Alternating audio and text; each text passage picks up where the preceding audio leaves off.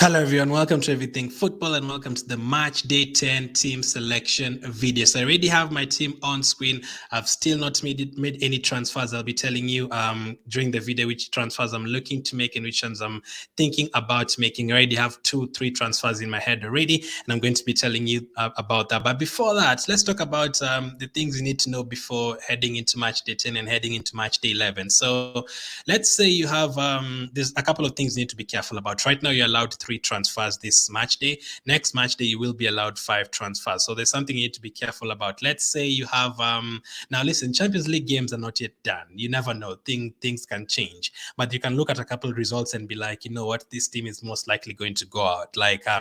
Luckily, we got like 3 convincing wins, I'd say. Real Madrid beat Chelsea 2-0. 90% certainty Real Madrid are going to go through. If Chelsea turn that around, people will be very surprised. Benfica lost 2-0 to Inter Milan. Okay, maybe that one is not over. Benfica are favorites. Maybe they can turn it around. You may never know. Personally, I doubt. For Bayern Munich and Man City, 3-0. Bayern Munich going to beat Man City 4-0. Listen, if there's a team who are capable of doing that, it's Bayern Munich, the Bayern Munich that we've known the last 10, 15 years. They can definitely do that. But the way Man City are playing, you cannot really see it. So right there, you can say 3 teams are possibly going to go through. 3 teams are possibly going to go through there. Real Madrid, Man City, and also Inter Milan. The AC Milan Napoli one, it's a balance. You never know which one is going to go through. And I'd even say maybe the same for Inter Milan and Benfica. So let's say you had 2 Chelsea players in your team, Reece James and Joao Felix, and you also had 3 Benfica players. Many people had a lot of Benfica players. 2 of their defenders, Chevy, you had 3 Benfica players, and on top of that, you also had like 4 Bayern Munich players. You have like 8 players from those teams that are looking likely to be eliminated. This week, you have 3 transfers to make, and next week you have 5, or next match day you have 5 transfers to make. Now, if you take out a player from Real Madrid from your team, let's say you don't want Vinicius for this week, you take him out, and then you bring in another player from Chelsea, or you take out a player from Napoli and then you bring in another player from a team that could be eliminated, like a Bayern Munich, you don't really want to go to the next match day having 10 players who've been eliminated, because you'll only have 5 transfers. So the best way to approach it is, if you believe Chelsea is going to turn it around or Bayern Munich is going to turn it around, don't have more than 2 players from those teams. The most you can have is 2 players from those teams. Don't go for 4 Bayern Munich players and 4 Chelsea players when they're most likely to be eliminated, because in the next round, unless you have your wildcard or unless you have a limitless chip, you're going to be in a bit of trouble. Even the limitless chip wouldn't help, because still you need to change those players in the very next match day after that. So you have to be very careful. So in my team, for example, if I show you my team right now, to use it as an example, Rafa Silva, Grimaldo, Mario are 3 players who could be eliminated. They're currently losing. I also have Kepa. Those are 4. I also have basically 4 players. I didn't have any Bayern Munich players because I had a feeling they'd first leg they wouldn't do really well. I predicted City to win 3-2, or maybe for it to be a draw. I expected City to score 3 goals, but Bayern Munich to score themselves as well. I didn't expect a 3-0. That one, I'd be lying if I expected a 3-0. I think I predicted 3-2 or 3-3, but I didn't go for any Bayern Munich players. So in my team, I have 4 players who are most likely to be eliminated, and then a couple that could be eliminated, either the 2 from Napoli or the 3 from Napoli or the 2 from AC Milan. So I think that is a good balance. Right now, I've not made my transfer. So what I'd do is I'd not take out the players that are most likely to stay in the competition. So I'm not going to take out the Real Madrid players. I expect them to be in the next round. I'm not going to take out the Man City players. I expect them to be in the next round. What I do with my transfers, I'm possibly going to reduce the Benfica players since they could be eliminated. I'm going to take at least one of them out so that I don't have a headache in match day 11. I'm also going to take out the keeper.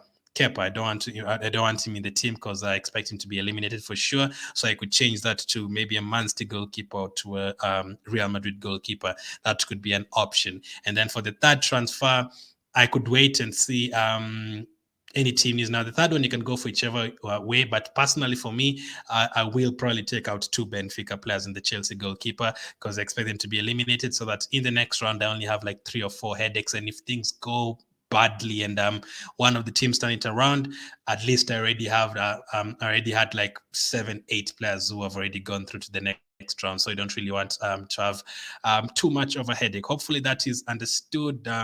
Basically, have at least 10 players from the teams that are most likely to go through: Man City, those kind of teams, the teams that have already won 3-0 in the first leg. But then again, you never know.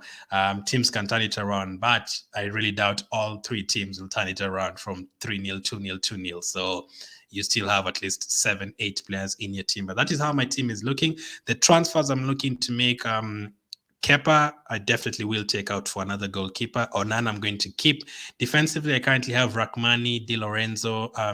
Let's talk about the Napoli players first. So Napoli, Kim will be suspended for the next game.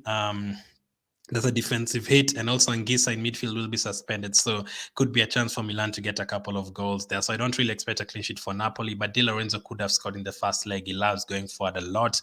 Iramagni as well. He got a header that was saved. He could have had a goal himself. Theo Hernandez, if that game ends 0-0, why not get a clean sheet for Rachmani, Theo Hernandez, and Di Lorenzo? Cavallero superb in the first leg. Could have gotten the assist for Vinicius' goal, but Vinicius shot that was saved, and Benzema scored from the rebound. That could have been a Cavallero assist. And then midfield-wise, I have Tonali, Kvaratskhelia, Vinicius, Mahrez. Mahrez didn't play in the first leg. I don't even expect him to play in the second leg.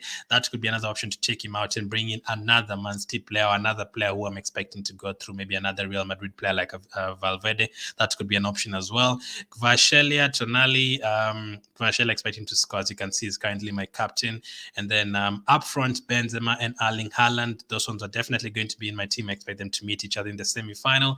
And then bench-wise, if I was going to take at least one of the Benfica players out, it's going to be Rafa Silva. Osimhen has a chance of coming back from injury. I think he said he's definitely going to play like 70%, 80%. So that could be an option for the second leg, to take out Rafa Silva and bring in Osimhen. At the moment, I can't. I don't know if he can afford it. I think Rafa Silva is actually kind of more expensive, but they're very close. I think I can go from Rafa Silva to Osimhen, but I can't go from Kepa to Courtois. I have to make some other changes in and around. But that is how my team is looking. Those are the changes I'm looking to make. I'm going to make 3 transfers, but I'm going to wait for the weekend games. I think it's better to wait for the weekend games and more team news. I'm going to take out 3 players, but from these 5, either Mario, Grimaldo, Rafa Silva, Kepa, and Mahrez. So from those 5 players, at least 3 of them will go out. So that is how my team is looking. Hopefully that is understood. You will get a better picture of how my team is looking when I do the tip show on Monday. As of now, thank you for watching. Let me know how your team is looking, and I'll definitely catch up with you guys on the next one.